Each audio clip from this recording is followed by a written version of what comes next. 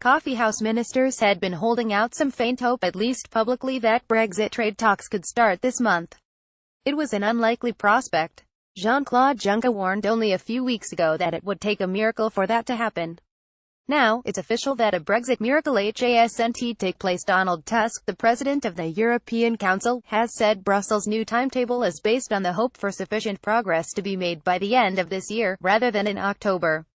This makes it clear the EU is determined to milk its trump card, stalling on talking trade. For all it's worth, hardly much of a surprise. But Tusk's message today also hints at a softening of tone in Brussels.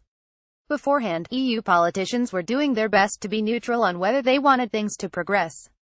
It was, or at least it was, largely presented as a matter of take it or leave it. This is the Brexit timetable and it's down to Britain whether it wants to stick to it or not.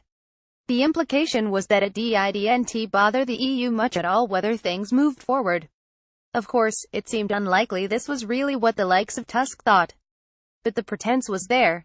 Tusk's message today changes that and is perhaps the first, subtle, hint of the fact that the EU wants what Britain wants, a Brexit deal.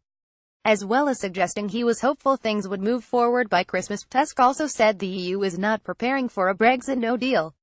Taken at his word, this again reinforces the point that, despite the occasional flashpoint, things are moving to a more amicable place in Brexit talks.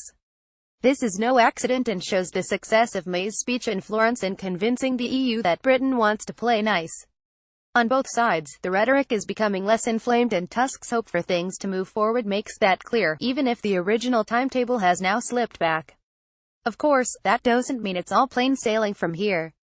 The pressure will be on at the European Council summit on the 14th of December, and if the EU doesn't deem sufficient progress has been made by then, Brexit trade talks will be booted into the new year. Companies concerned about a Brexit cliff edge will have little choice if they haven't already to roll out contingency plans for a Brexit no deal. But all the signs are that Brussels is warming to the British government's approach to Brexit. Show comments.